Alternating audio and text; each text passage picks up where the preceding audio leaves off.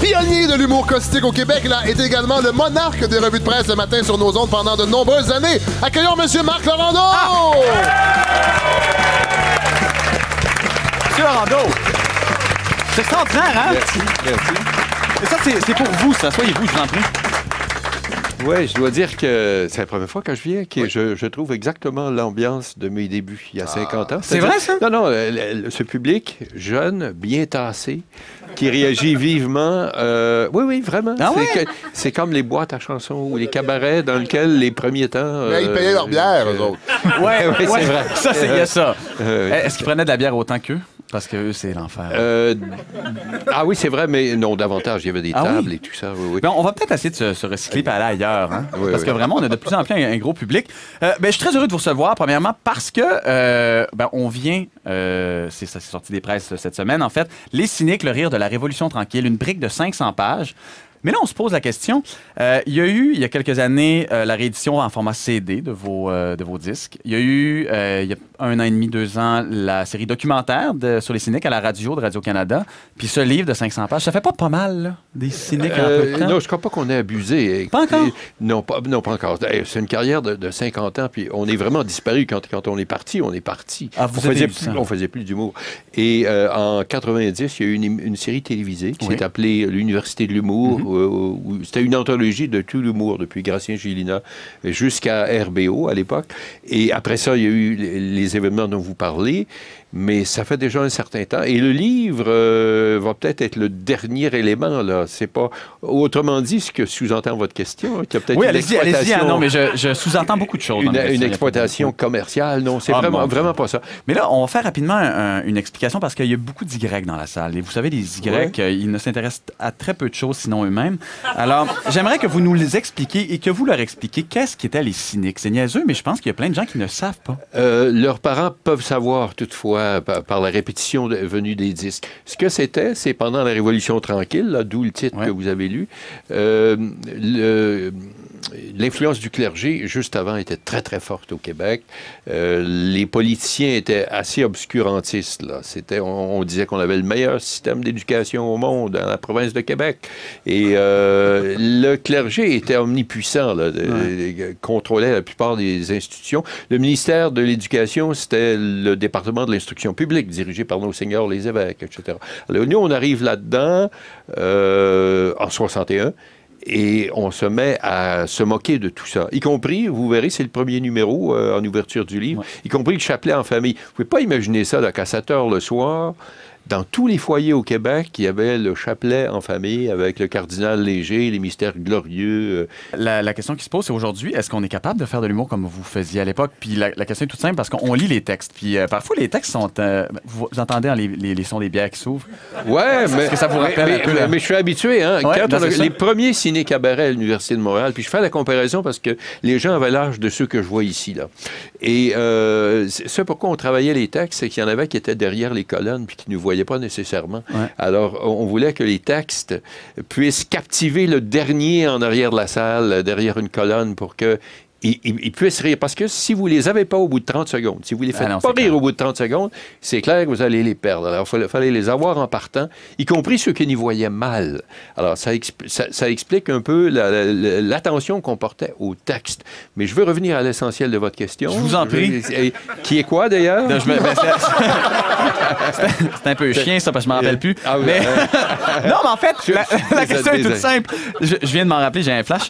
Je l'avais écrite aussi, ça m'aide. Mais en fait, est-ce qu'on pourrait encore faire de l'humour comme ça aujourd'hui? Puis je lis des textes et puis vous êtes un peu violent, mais en même temps, je me dis, il y a quelque chose qui nous ressemble. Je ne vais pas nous flatter dans le sens du poil, là. Non. Mais c'est difficile de faire un humour aussi mordant, mais à grand public. Oui, ça n'a pas commencé à grand public, ça a commencé avec les étudiants de l'université, ça s'est agrandi quand on a fait des cabarets, et puis on allait contre une partie de l'opinion, là. Des fois où on s'est fait huer ou jeter l'anathème, là, c'est des choses qui sont arrivées. Est-ce qu'on pourrait faire ça aujourd'hui? C'était des autorités que venaient les freins. Aujourd'hui, les freins, ils viendraient des groupes de pression, puis de tout ce qu'on appelle la rectitude politique. Il y a des sujets qu'on abordait, vous allez les voir dans le livre d'ailleurs, qu'on ne pourrait pas aborder maintenant. Parce que là, on dirait, vous pouvez pas vous moquer des gros, là, ça n'a pas de bon sens. Ah, ben, c'est les personnes obèses. On se le permet un peu de temps en temps. Oui. Par accident, il n'y a pas de... Alors, on pourrait pas, en tout cas, s'attarder sur les particularités physiques du maire Rob Ford. Moi, sur autre chose. OK. Mais c'est intéressant parce qu'il va falloir corriger nos textes. Parce que là, Et même chose pour tout ce qui concerne les musulmans, la religion. La religion a été dans les parodiée, ridiculisée, notamment par nous dans les années 60, mais elle revient par la porte d'en arrière. Et c'est une autre forme de religion. Puis, c'est intéressant ça, parce qu'il y a un texte qui n'est pas là-dedans, qui est un sketch sur Hitler. Qui a été délibérément enlevé, ou en fait, vous avez choisi de ne pas l'intégrer dans ça. Est-ce que c'est parce que c'est un petit sketch qui dure 25 secondes qu'on a entendu, qu'on a réécouté d'ailleurs cette semaine? Et qui ne se retrouve pas dans le livre, mais on se demande, est-ce que vous l'avez délibérément enlevé du recueil? Oui, délibérément enlevé parce que est absent dans cette version toute la bouffonnerie, puis la loufoquerie, puis le visuel entourant ça. Et c'est Guy Lepage dans sa préface qui le citait, si les gens, en ouvrant le livre, aperçoivent ça, tout le débat peut aller là-dessus. On se disait, nous allons, les deux cyniques qui sont encore en vie, comparaître devant le bonheur Brit pour nous expliquer. Ça, c'est sûr. Alors, c'est parce que c'est il existait à l'époque un certain climat de liberté, alors que maintenant, tout le monde se regarde un peu comme des chiens de faïence. C'est-à-dire, est-ce qu'on ne va pas insulter notre groupe?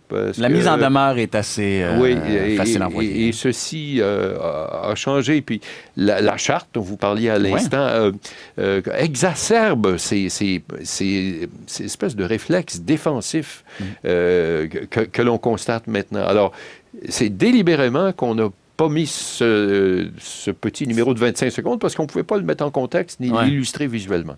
Puis ça, c'est très intéressant. Puis dans ce livre-là, à la fin, en fait, parce que oui, la plupart de ce livre-là, la grosse partie, ce sont des sketchs. C'est un recueil de sketchs, mais à la fin, les études, c'est vraiment intéressant. Il y en a une, justement, de Lucie Joubert sur les cyniques, le sexe et les femmes. Oui, je vous écoute. Je comprends qu'on est dans la même... En fait, alors, je cite Lucie là-dedans, et puis ça m'a vraiment intéressé. Ils étaient des hommes de leur temps qui, en parlant de vous évidemment, qui sombrent dans le grossier dès qu'il s'agit des femmes, obsédés par exemple par les grosses, qui réduisent souvent leurs personnages féminins à leur fonction corporelle, danseuses, cochonnes, grosses, etc. Ben, ça m'a surpris un peu de lire ça, mais effectivement, on se rappelait de quelques sketchs, dont un des excellents sketchs que vous avez fait avec le briquet. Fred, rappelle-moi. C'était les balayeurs, si je me rappelle bien, le sketch des balayeurs, et c'est le briquet. À la fin du sketch, vous dites, c'est vous qui faites le personnage, vous dites à M. Saint-Germain, as-tu vu mon briquet Lise Payette? Et je pense, là, on n'a pas le visuel, parce que c'est un vinyle, mais que c'est un très gros briquet. Oui, énorme. Énorme, ça! Et vous dites, enfin, un briquet d'à peu près 2 pieds. C'est mon briquet Lise Payette, une grosse torche. Ça bûche, c'est très drôle. Ça bûche. Mais c'est vrai qu'aujourd'hui, c'est un peu... Moi, on l'a trouvé très drôle. Il n'y a pas de... Mais j'ai encore le vinyle, je l'ai écouté, ce sketch-là, la semaine passée, j'ai ri. Ça peut étonner, mais elle occupait une place importante dans le domaine de l'information. Puis... Effectivement, c'est assez gros. Mais il reste qu'on ne pourrait pas faire cette blague maintenant. Et d'autant plus que nos rapports avec Lise Payette, moi, je l'ai revu comme journaliste après, puis je ne pouvais plus vraiment évoquer cette blague-là. Et on s'est abstenu de le faire. J'ai eu l'occasion de l'interviewer souvent quand elle est ministre qui établissait l'assurance automobile. Également, juste à la veille du référendum, après l'affaire des Yvettes. Alors, oui, j'admets que c'est un gag un gag énorme. Et qu'on ne pourrait plus faire maintenant. Et écoutez, on ne pouvait pas non plus être les porteurs du féminisme non plus. Il y avait Clémence, qui elle pouvait, mais on était 4 gars. Je pense que si on était actif maintenant, on se serait adapté à ça. C'est-à-dire qu'il y a des choses qu'on ne ferait plus, mais tout ça évoque le grand climat de liberté qui existait à l'époque. Et on ne pourrait plus, là, parce qu'on dirait que c'est politiquement incorrect, cette blague-là. Tout à fait, mais il y en a eu plein comme ça, puis je continuerai à parler, parce que une des bonnes blagues que j'ai entendues dans ma vie, c'était sur, tout de suite après la crise d'octobre, sur Pierre Laporte venait d'être retrouvé dans un coffre de char.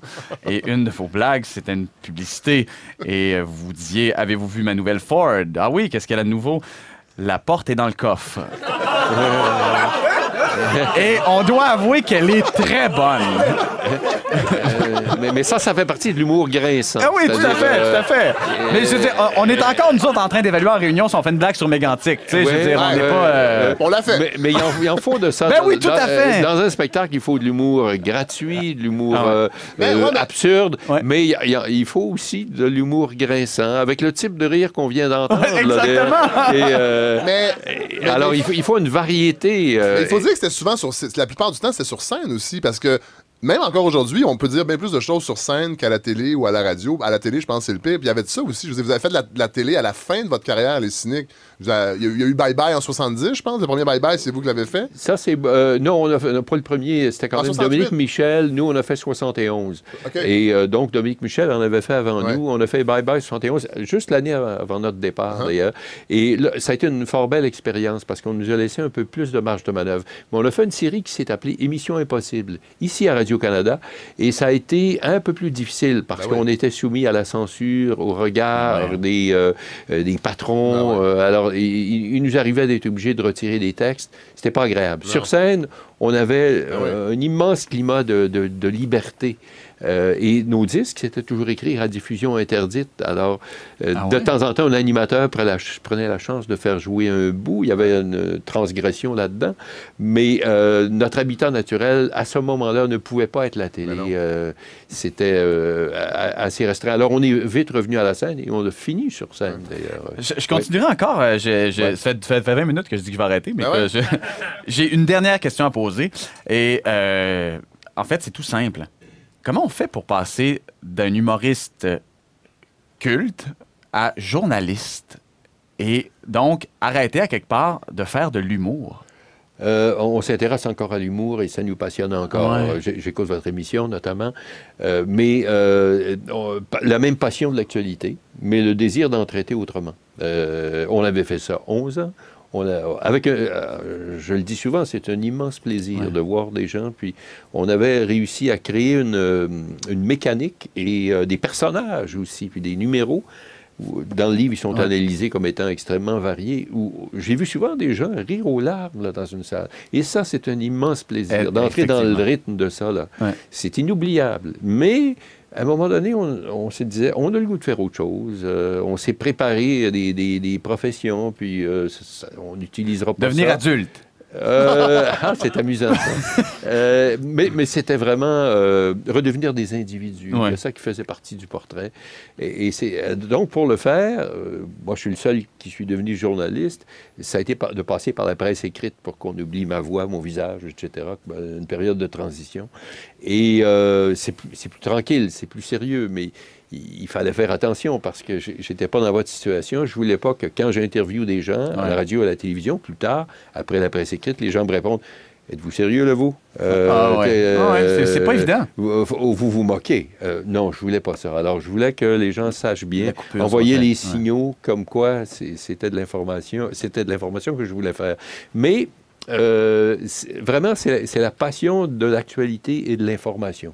C'est ça qui nous tenait comme cyniques et c'est ça que pendant 40 ans, ça fait maintenant 40 ans que je suis journaliste, c'est ça qui m'a mené pendant toute... maintenant, ça fait 50 ans. Merci beaucoup, Marc Laurando. Merci énormément.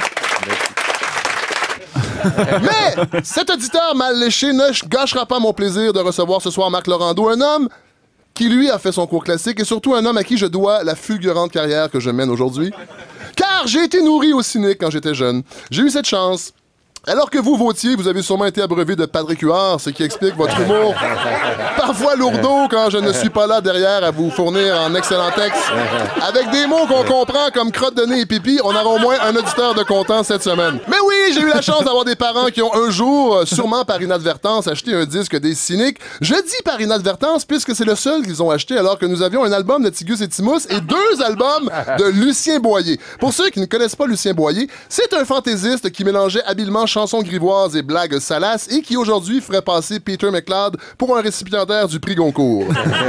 Oui, nous avions un seul vinyle des Cyniques, mais quel vinyle! Celui avec la fameuse pochette où on voit les Cyniques en costard en train de pique-niquer au cimetière Côte-des-Neiges. C'est d'ailleurs cette photo qui nous avait fait adopter le complet cravate lorsque je participais à la création des apartistes. Oh, utilisation du passé simple, on a un auditeur sûrement confus à la maison. Mais je vous entends déjà me dire, ben là Fred, on le sait que t'es brillant, mais viens pas dire que tu comprenais les blagues des Cyniques à 7 ans quand tu les écoutais sur ton pick-up. Bon, j'avoue que des blagues sur la commission Laurando-Dunton sur le biculturalisme m'ont été intelligibles bien plus tard quand j'ai entrepris des études médiocres en sciences politiques, mais une chose que j'ai compris dès la première écoute des Cyniques, c'était le rire dans l'audience. Il était très différent du rire des disques de Lucien Boyer.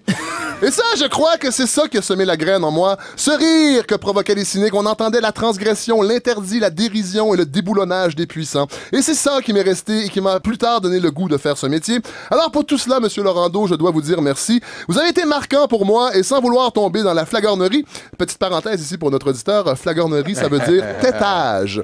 Donc, sans flagornerie, vous étiez mon préféré. Oui, c'est facile à dire, il n'en reste que 2 de vivants et l'autre, on le voit jamais.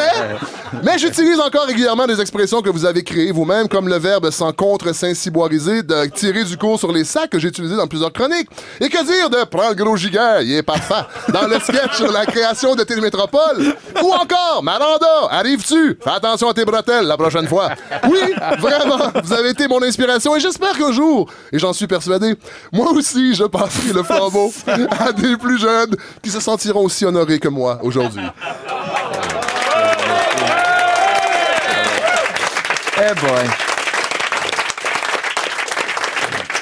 C'était une bonne, on va en profiter. C'est un formidable texte.